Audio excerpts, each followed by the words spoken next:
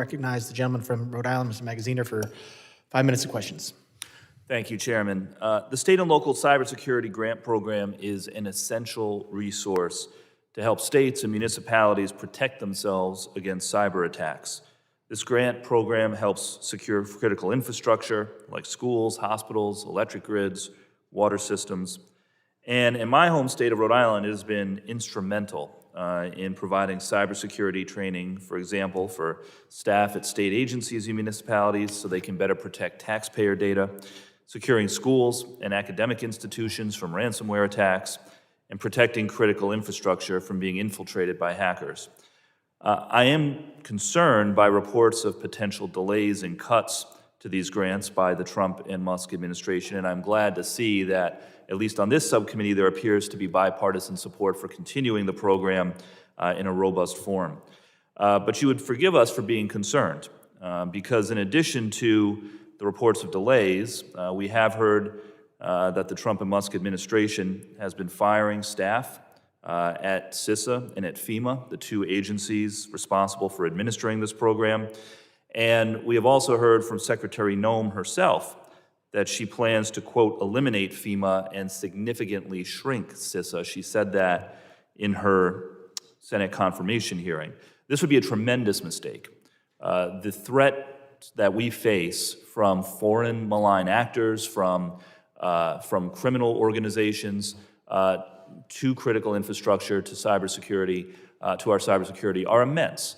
The Chinese are working overtime, putting tens of thousands of people toward trying to infiltrate every system, even in the smallest towns in this country.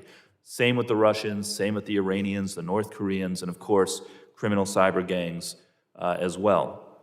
We've had significant breaches in Rhode Island as a result. This is not the time to take our foot off the gas, as the Secretary said was her intention during her Senate confirmation hearing. And unfortunately, this is part of a pattern, because when she was governor of North Dakota, Secretary Noem was one of only 2 governors in the entire country to refuse to accept state cybersecurity grants in 2022. Her administration called them, quote, wasteful spending. In 2023, yet again, she was now the only governor in the entire country to refuse these grants for her home state. And of course, we have seen that the administration is not off to a great start with its own cybersecurity practices, with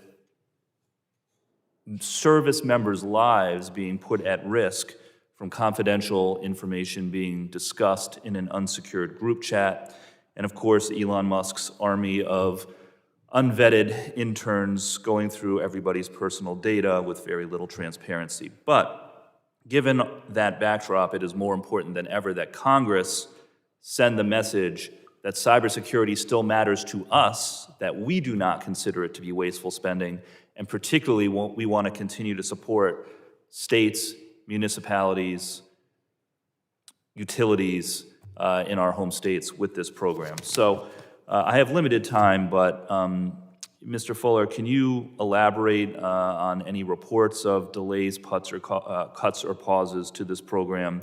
What have you seen so far, and what would the negative consequences be? Thank you, and I appreciate your point that there's a lot of bipartisan support for this program to continue. Certainly the risk doesn't take politics into account. One of the concerns we have about the program is some of our states chose not to participate because they were afraid that the funding would not continue on, and they were afraid to launch a program that might then get cut, and that created some hesitation for some states. For us, we're all in with the program, and it has been extremely beneficial. I mentioned in my testimony, we've blocked 7 major attacks in the last 6 months alone. And so we would hope that we could extend the funding could be extended by Congress without delays. Those delays could cause serious problems in adoption of the program. Thank you. And Mr. Raymond, if FEMA is eliminated and CISA is significantly cut, as Secretary Noem has promised, what impact would that have on the ability of your state and others to maintain strong cybersecurity and take advantage of programs like this one? I do believe that FEMA and our emergency management in Connecticut, along with CISA on the security side, have been great partners with us on this cyber battle. State and local governments are not prepared to fight this kind of cyber engagement with foreign nations. I would say in combination with the reductions to MSISAC and CISA support, additional responsibilities are falling on the states to fight these battles. Should further CISA reductions or FEMA reductions, for that matter, be put in place, I would say it would diminish our ability to help the municipalities that are a part of our jurisdiction and defend on behalf of the state. All right, thank you. I'm over time, so I'll yield back. Gentleman yields back. I now recognize my